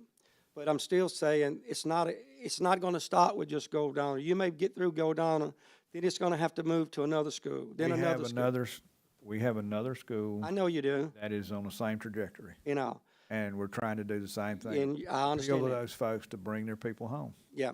But look, once again, no hard feelings. I appreciate you all listening to us. And I know my people here appreciate it very much too. And now I promise I will shut up. Mr. Eugene, you sure you can do that? Okay. Any other board members? I want to touch on what you said about in 1819 is when the numbers started heading in that direction. And we know there were decisions made with people put in different positions and things changed for that community. So people left, kids left. And we went out and we had these town halls in June and stuff that we talked about. What can we do? We're here to listen. And then here we are, not even one school year further, and we're on the table to close it. And I know right now it's about numbers, but if we give them the opportunity to hold on a little longer and see if we can get them back and head in the right direction, and if they're footing the bill, they're footing the bill. And again, if we need to set a bottom line number where it closes and then that tax goes away, if they want it, I think we have to look at that opportunity. And I know that things have to get done pretty quick to make that happen. And I know we've asked a lot of, this central office, but I think that's something that needs to be looked into and needs to be done. Mr. Chad, thank you for that. Everyone can put themselves in the circumstances of the people in the audience, and there's a lot of board members that are sitting around this bill that are in the same circumstance. We all have had students, kids go to school affected by the right teachers and the wrong situations and all that. We've all lived that life. I'm looking for another board member to tell us how they're feeling. Reverend Harris? I'm going to speak, but go ahead. So Pastor Harris and I keep looking at each other to see who has less tears in their eyes. So I'm good right now, so I'll go ahead and go with it. But to go back to the town hall meeting that we had in June, we were asked point blank, there are rumors that the school is closing. What are your thoughts on that? And we stood before you and said, we had no intentions of closing Goldana. Please correct me if I'm wrong. What's said?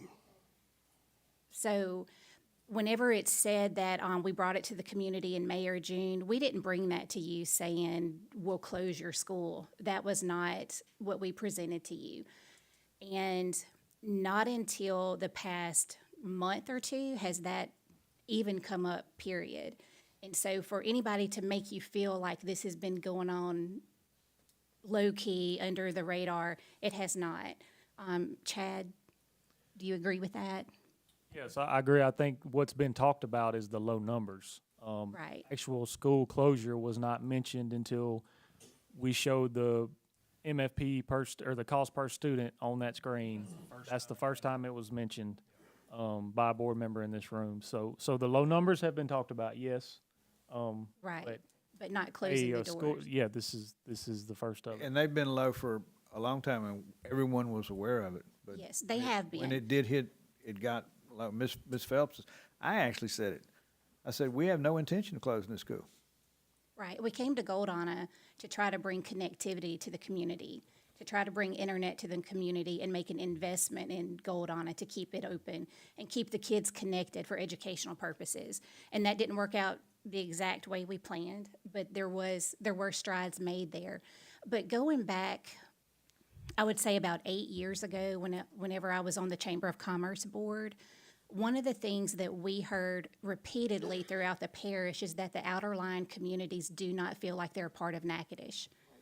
And to me, if this board chooses to choose either one of these, that's a nail in the coffin of Goldana. That's saying that you're not part of the community. And I don't agree with closing that at all. Whenever we came to town hall meetings to talk to students and parents and teachers, that's what we repeatedly heard. The rural schools do not feel like they're part of Natchitoches. And I personally feel like we need to give the community of Goldana every chance that they ask for and that they want to keep their doors open. I feel like as a district, as Chad said earlier, I don't know that we've done 100% of what we can do to ensure the success of Goldana. And personally, as a board member, I want to make sure that we exhaust every effort possible to keep the doors open. And I'll piggyback on that too and say if we're really worried about student attendance, like this closing a school would absolutely work in the opposite direction, right? It's like we're doing something against what we say we've been trying to find a solution for. Whereas if we would make that school better and make it a beacon, absolutely would work to bring more students to it. So to me, it just seems like a no-brainer. I don't see how closing it would help. I mean, it hurts us with attendance, right? All it does is the number, the financial number. That's all it does. And I've heard from numerous parents that if you close the school, those kids won't stay in Natchitoches Parish, period. They won't stay. And I think that's not something that we I don't want. think it would only be the Goldana people. I think the people in other rural areas would see this as a message and think that maybe they're next and they would prepare and they would go ahead and go. Well, Mr. Dupree, I appreciate you bringing that to our attention, because, I mean, you know, that's why we're here tonight. If the school is closed, it's gonna be a mass exodus. And we appreciate you saying it. But, you know, what we ask, and Ms. Phelps is dead on, we asked for it in June, and we're asking for it tonight. We're looking for solutions, and you may have something here, an April election, but we just need to figure out what those numbers are and what people in Consolidated 7 are willing to do as far as a vote. Now, this board is asking for help, and I think you guys have come up with something. Well, all we're asking for is a chance. Let us decide whether we're gonna keep the school or not. That's all. You know, Mr. Eugene, I know you promised to be quiet, so maybe you can give us a sign. What number would that be? And Mr. Waskin, what number would that be? Would you advertise to the people of District 7?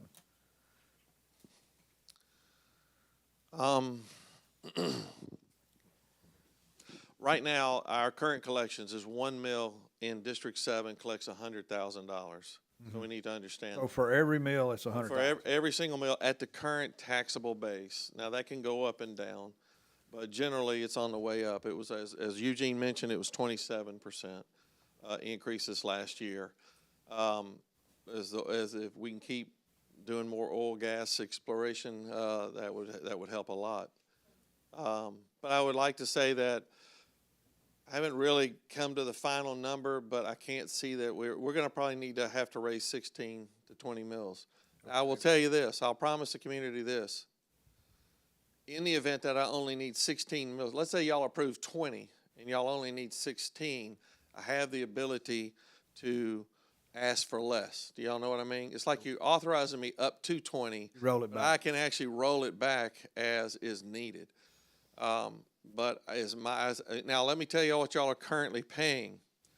Y'all are currently paying an 8 mil bond. On that's a bond that was passed, I think, in 2017 for 10 million. And then we're also paying 12 mils for the current BRE, which is building repairs and equipment, okay? And that's at 1.2 million, and the bond is $800,000 worth of funding. The reason I asked for 2 million in 20 Right now, mils. Mr. Lee, they're also paying that 11.65 of the state required. Say that again? They're also paying that. That's right. Okay, I state did leave required.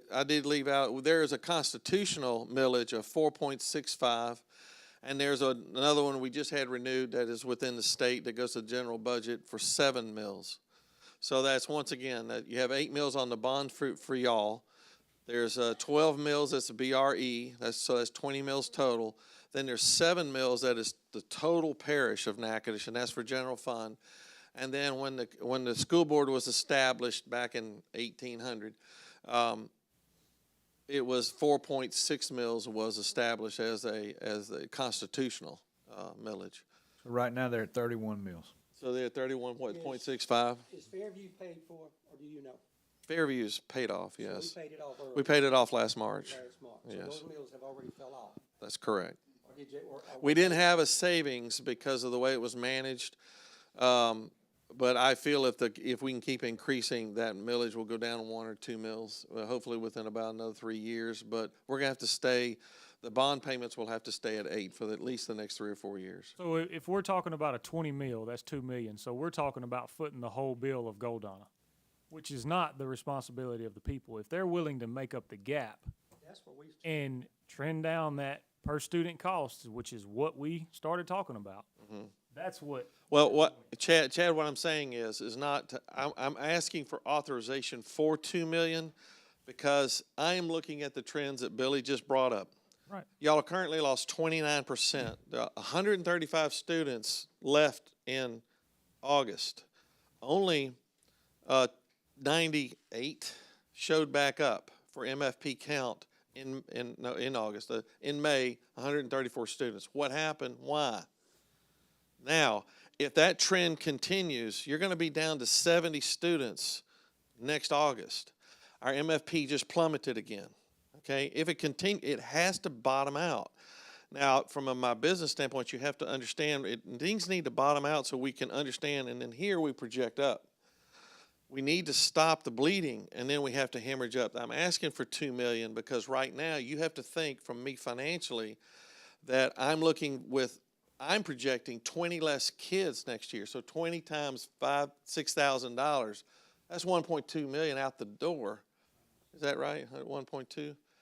20, but I'm These looking, are all, that's actually 120,000. these are all projections, and I It's hope all no one takes projections. this data personally, but the best indicator of what's going to happen in the future is what's happened for the past 20 years. And for the past 20 years, there's no denying that we have consistently, on pretty much a direct, kind of straight line, gone down on student count. So, I think that's actually probably a conservative estimate. Now, I know that's a huge burden on property tax, but again, this is y'all kind of putting that out there. I do have to broach another subject that I know is not going to be popular, but I think it's important to note. I think as a public education, as an LEA, a public education board, we talk a lot about the word equity. I mean, you're going to still be spending. As numbers go down, you may get to the point where you're spending, it may be y'all's tax dollars, but you're going to be spending $16,000 to $18,000 per student when the average cost of every other student in Natchitoches Parish is around 9 to 10,000. I'll just be very honest with y'all, that doesn't make any sense.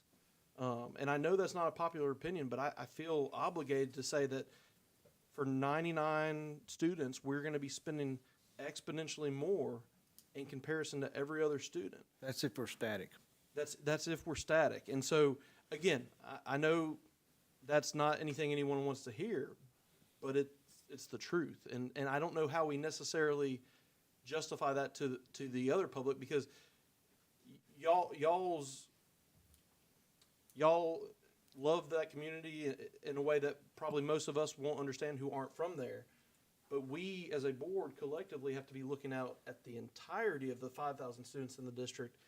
And that sometimes means making difficult decisions, but that's the thing that just is glaring to me, is this idea of, yes, you're raising the money, but we're still spending close to, in some cases, and yeah, legitimately over double on a student at Goldana as opposed to some of our other students around the parish. But it's our money. That does not matter. But I mean, if we pass tax, we'll be paying that. And I think that's what they came here to throw out there and say they're willing to do. So yes, if it is their money, it does matter.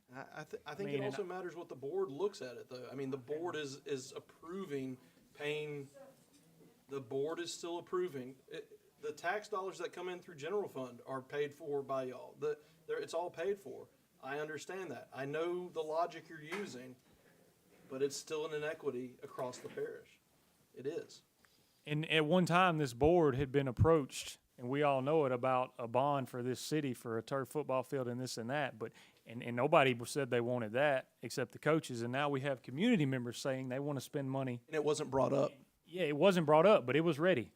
It was ready. It didn't even come to a board. It wasn't brought up Not even make an agenda because item. it wasn't the right time. But Exactly. it was there. It's in the office in there. Absolutely. We all know It that. never got to the agenda. The people are standing here saying they're willing to do it and want to do it. So who are we to tell them no? And that's, Mr. Frady, that's why I was asking, what is that drop dead number? If you do pass this tax, and believe me, guys, taking on a burden like this is admirable for every one of you sitting in this room and everyone in District 7 if you do that. What is that number? If we get down to 70 kids, 70 students, I mean, right now, I don't know if we can even have a pre-K because of the way the thing is structured. So pre-K is out. It's a no, it's out because you have to have a certain number of students by federal guidelines. We have. You're at 9 right now. We are having to do a special waiver, and it is not guaranteed year to year. So you're gonna cut the pre-K regardless of what we say? No, It's not what we're saying. It's not what we're I saying. said it's dependent upon the number of students. So that's why I was asking, what is that drop dead number? And I think it needs to be, most of these people sitting here are major taxpayers, probably pay more than anybody else on that board does. I think they should make that decision, where it should cut off. When they So- get tired of paying. so how do you, That's a board decision. I understand what you. Well, let me say this. We're allowing, and I understand that, Mr. well, Harper. it's a You board allow- decision, but our president is asking the community right now. And I'm trying to get my words out. I appreciate it. And we're gonna be friends after this, I promise you. And I respect Mr. Garner more than probably anyone else, no offense to the rest of the board. But We do too. These are emotional decisions, and I do feel strongly that the decision-making has to be in the hands of the board because that is your job. And I'm not saying we don't listen, but in some ways, what we're talking about is we're talking about taking your authority and giving it away. And guys, I don't like being this guy, but I just feel like I have to point some of these things out. no, well, Can I ask you one thing, Dr. Hill? well, Yes, before sir. you say that, let's all understand, there will be no decisions made here tonight. And there will be no decisions on this next Thursday night. And there will be no decisions the first Tuesday of February. So we have plenty of time to continue to comb through this. So let's don't throw up walls and anger anyone. Let's find solutions. Passion is good. President Benefield, the biggest problem that we're having is we're losing students. That's what everybody says, right? And we got to stop the bleeding. Well, we have one school that was losing students, and we changed the trajectory. She's here tonight. Her school now is increasing in numbers. Those are the kind of people we need to be sitting down with saying, what did y'all do to start people to coming back? Am I right about that, Mr. Mr. Wascom? That school was losing students and in some kind of way. We noticed in Fairview over the same period of time that it was on a decline, and quite frankly, it was worrisome. And they took some action, and it bottomed out, and it's on recovery. Right. I'm in total agreement with you, Pastor Harris, because I think the one thing I would say though is, so Fairview grew, Ms. Brooks, 17.9 points in 2 years. Is that correct? Okay. My concern about Goldana, and I'm not talking about the data, is because of y'all's location, and I think Mr. Dupree mentioned it, those locations of those other schools and other parishes that in some cases for Goldana residents or people in that area, they are in some cases closer, and in some cases they're a pre-K-12, so parents ultimately look at some of those schools as, you know, hey, I may live close to Goldana, but I'm equidistant to, what's the one over there? Castor? Calvin. Calvin? Celine, and some Depends of on these where are you live. pre-K-12s, and so Miss Corey Beth can do a bang-up job and get her scores like crazy, but as a parent of young children, sometimes I look at that and say, can we compete with that because of the embedded structure they have of being a pre-K-12? And so that's one of the things, I do think we can always do things better and improve and be competitive, but that's one of the embedded things that I'm always worried, can we overcome that because of the difference in a pre-K-8 as opposed to a pre-K-12? And I think you have to be careful though, Dr. Eagle. Are you saying a pre-K-12 is more desirable than a pre-K-8? Well, I think we know in this community, there's definitely people who feel that way. I didn't say Dr. Elo feels that way. I said there's people who feel that way. As a business person, again, if that's what we're talking about, then we're fighting a losing battle on that end, because those schools that has a K-12 are going to continue kill us on the outer outskirts. And we're going to continue to hear what my colleague said, that the outlining schools don't feel a part of the overall scheme of things. And so that's why other schools now are feeling like they're next. And wait, let me finish, Mr. Okay. So the problem is we're losing students. Well, where I'm from, when stuff like that starts to happen, I hit the streets and I put boots on the ground. I go to the places and ask what's going on. I think that we need to put our boots on the ground so you won't say, I'm just saying this is what the people are saying, the reason they're going to other districts. Go and find out why they're leaving. I've been up in Roebeling, been up in Reedhammer, where I'm from. I know all these people from Goldana. It's that's the reason I couldn't talk, because the emotions at first. I had to calm myself.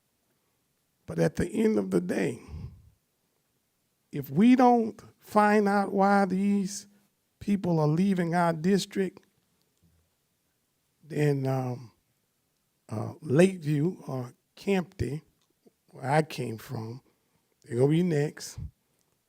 And all of the outlining schools are going to come into one school or are going to come into the city. That's not good business, as Mr. Wascom said. That's not good business. I think some of the things that we're doing in the inner city can't be done on the outer skirts. We have to find different ways to motivate the people to come into our local schools on the outskirts. I think they will come. As we talk about, let's even talk about the virtual school. What some folks don't know in the parish that's been going to homeschooling is that if you decide to go to our virtual school, you can still play sports. Some of them don't know that. Actually, LHSA contacted us the other day. They may be changing that. So I just Yeah, but I'm just saying for right now. Yes, sir. For right now. I just didn't want to put you in a Right, bind or anything. and I'm going to push as hard as I can because they're going to continue to homeschool if they can do that type of stuff and not getting the type of education that they actually desire, you know. So with that being said, I think that we need to pump our brakes and first of all, listen to folks who, like in Texas, they pay for their schools just like what they're saying by property taxes, and they got good schools. As a matter of fact, you got some right across the way from us in close to in the Sabine parish area that's in Texas that pays independent districts. Oh, hey, that's all I got. So, and Let's do this. Let's look at this. Mr. Eugene has left the room. It's kind of like Elvis over there. Mr. Eugene, can you get a group of people when he comes back to meet with Mr. Wascom? I know he's coming back. To get with Mr. Wascom, and let's put something on paper for next Thursday, and then sit down and say, okay, this is what we think we need. This is what we're going to target. This is what we'll do. And then at that point, this board has an opportunity to really chew into something. Because right now, it's a nebulous ideas, and we don't know the dollars. And so what are those? It would never hurt to make an announcement to give us the option for February. It would never hurt. No, sir. But I'd say you're talking about getting with Judell and Associates, with Eugene. Whoever we come up need with to the make wording. Let's get a number. Let's get a hard number for what you're talking about, for continued drop in students and continued insurance costs and continue to offset the cost of the students. Like Mr. Frady said, we're not going to pay for all of it. We're just going to pay for the difference. Yeah, And and I the think that's people- what we need to do. And let's have something that we can have in front of us and talk about as opposed to just ideas. Yes, sir, I'll agree with you 100%. And so at that point, this board has the opportunity to say yay or nay. And if we say yay, and then you guys go for it, then, we need to have some stipulations. But I don't want y'all to go pass a tax for 10 years, and then suddenly the student population goes down to 60, 65, and then now you're paying for a tax for 60. That's the reason we stipulated, if you do have to come back, which we'll put that in writing. Do you want some of our board members to be with us as we do this? Mr. Frady will probably be there, and Reverend Harris and Reverend Harris will be Ms. there. Phelps. Yeah. I think it's a great idea. I think let's talk about it. Let's have something in paper in front of us next Thursday night to talk about. Okay, and Now, if we can't come to an agreement on what this looks like at that point, then we're gonna have to make some decisions. But I think this is a good start. I think this is something we can look at. No one put up walls. Okay. Let's all agree that we're gonna work together. We're gonna do that. And then if we can, we can. If we can't, then we say we can't. And I would like, if it's okay with you, to have a group of the people who actually will be paying this tax to be involved in our meeting. Is that okay? I don't see a problem with it. Because we don't need. This is one time I can honestly tell you. We don't need 35 cooks in the kitchen. No, I ain't gonna have all that, but I can honestly tell you, this was not my idea. It was the taxpayers came to me and said, why don't we do that? Now, I think you probably need to bring some Campty folks and some. Well, we're gonna scatter, and we have Ashland people here tonight. We have Rehama people here tonight.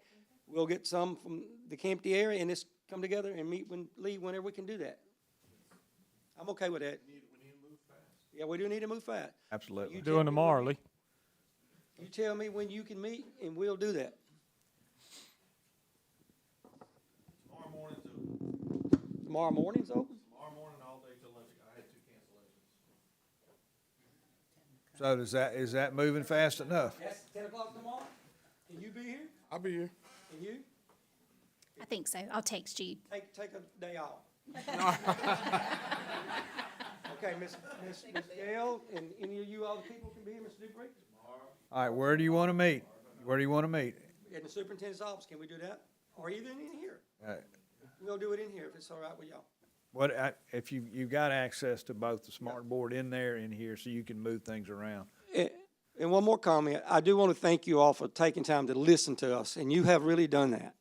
And so I want to thank you for that, and this group does too. And we'll just see what happens. So we will be here at 10 o'clock tomorrow. Okay. You all so much. I didn't fill out a form, but I can say to the board, y'all are good. I started teaching in 1970 in Nacogdoches Parish. I have been to a lot of board meetings. Y'all are a group of people that work together and don't try to fight. I have seen some strange things go on in the school board. I agree with you. Thank y'all. Thank you, Mr. Wells. Mr. President, that completes my issue. Mr. Danzy, you sure we're completed? Yeah. All right, board members, anything else they want to? Yeah, I don't want the rest of this plan to get lost on just the Goldana thing. I want to comment. I don't think that it needs to. I think there's obviously a lot of other things on here. I want to comment on because no matter what happens, there still is a junior high back to Fairview thing from Lakeview on here.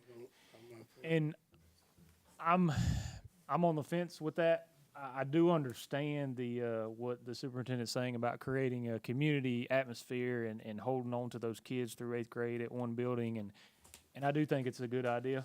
And I think you have the right people at that place for that.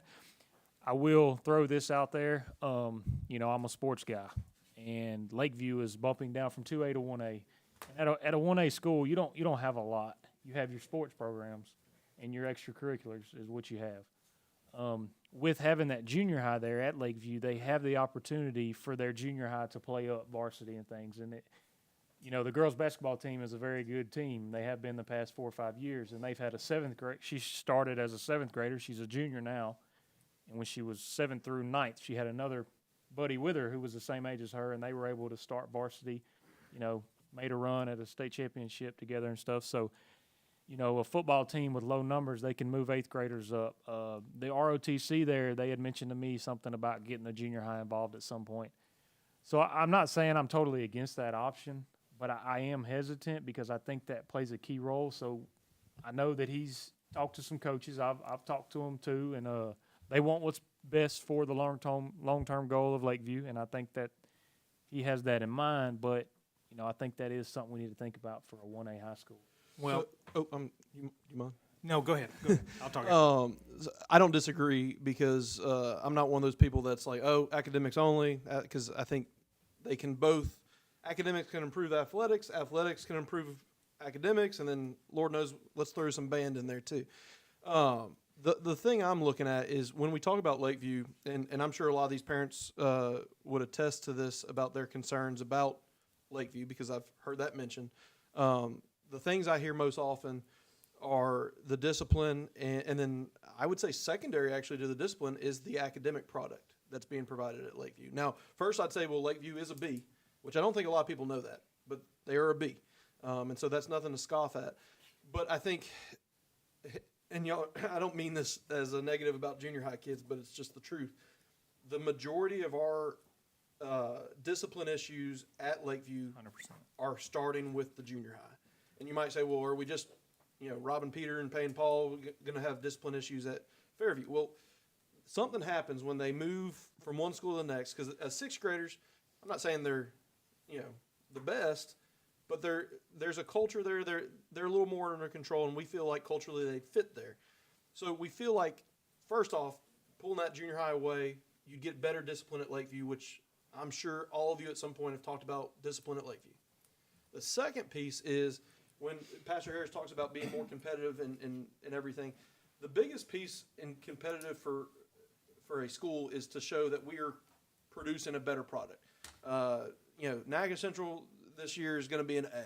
There's a lot of people who discount Natchitoches Central, but now we can go to those people and say, well, hey, you think this, this, and this, but they're an A high school, and that's a really big deal. The goal for Lakeview is to be an A. When we pull the junior high off, because right now the junior high, because of the way the state calculates it, it drags that school down. Literally this year, Lakeview dropped 4 points on SPS. They stayed a B, but they dropped 4 points. Had they not had junior high, instead of dropping 4 points, they would have gone up 7 points. And so, and again, me and Mr. Fredo have talked a lot about SPS, and he knows I'm obsessed with it, and not everyone else is. And I understand that, but that is the thing that's kind of the front porch of your school besides sports. Because I always think about like Manny or West Monroe.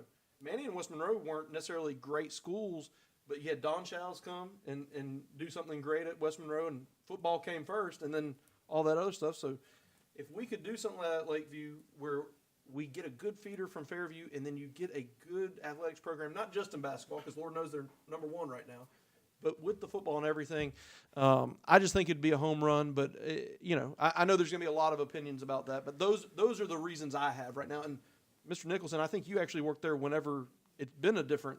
Yeah, a couple of things there, and I'm kind of like Chad. I'm on the fence. I think I would support Reverend Harris and Chad and whatever they feel the community would like best to see there. But I was at Lakeview when the junior high was sent to Fairview the first time. So I told Dr. Elo, I was like, well, you know, we've done this once before, right? And then we turn around and move it right back a few years later. I think my main point, those things are all absolutely correct, what you said, and the SPS would benefit from it greatly. But the facilities were built, Lakeview was built to be a 7th through 12th grade, which means it's got a beautiful second gym, a beautiful new school over there. And when I was there before and it was half empty, it didn't look good or feel good. Does that sound right? Like it felt like we were wasting resources by not using that part of the school. That would be one of my worries if we did it. I absolutely know Fairview has the space right now, and that's kind of it's kind of a they have it right now. Yeah. Fairview was built to be a K6, not a K8. But it had like at its height, I want to say 600 kids. So they're kind of in the same zone that that Lakeview would be.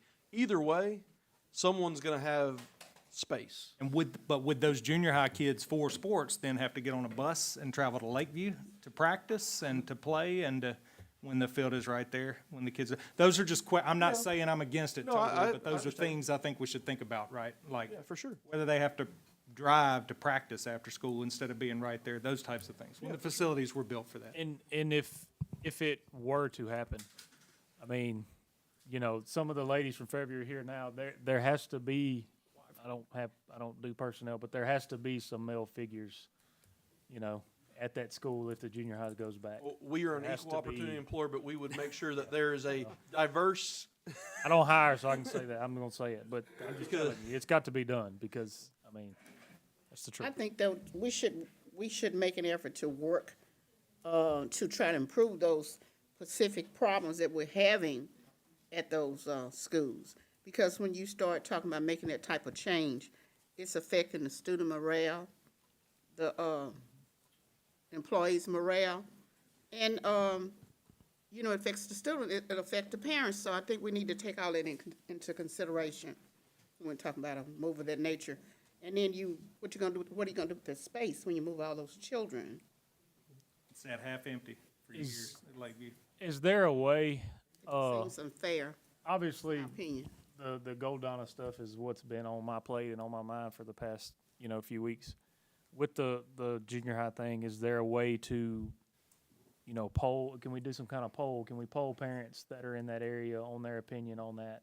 I would, because the only feedback I've gotten from any of this, obviously, has been nobody's called me and said, hey, this is what I think about junior high back to Fairview. I think it's being kind of overshadowed. Yeah, I think that would be You know, the so main I thing, don't know. right? I don't know What how the we go parents about. would like to I don't see. know how we go about doing that, but you know, We can always do surveys. What I always say about surveys is you just got to be careful because you put it out there and people are thinking you're being democratic because you're including them, and then you don't go with what they're saying. Then it's kind of a double-edged sword. And then I'll be honest with y'all, and this is not. Sometimes we put things out there and elicit opinions about education from people whose agenda might not be about education. Yeah. And so that's the only thing I'd say about that. It doesn't mean I don't want parent opinion, but I will tell you after this week, I was yelled at for closing school. I was yelled at for opening school. I was yelled at for sending kids back home. And so it's, you know, sometimes we're not always aligned, everyone, for how we go about making our decisions. But if that's something the board wants to compel me to do, then we would obviously do that. And if that decision did not, you know, if that item did not pass, budget-wise, I mean, what is? That doesn't have an effect on the budget. That was more of a separate issue that was included in that, since this was kind of a lot of stuff. And Not financial at all. No, ma'am. Okay. And It was an opportunity to move those students back to a school that's gained 17 points in SBS and perhaps help Lakeview and help Fairview and everybody win. Now, okay. Ms. Brooke, thank you for 17.9. I need to. Not gonna let us forget. Hey, you know what? That's okay. Keep those cards and letters coming. Thank you. Board members, thank you. And members of the public that visited, thank you very much for your attendance, for your input, especially your behavior. I mean, other than Mr. Eugene throwing things, I think we did a great job here tonight. Guys, meeting adjourned.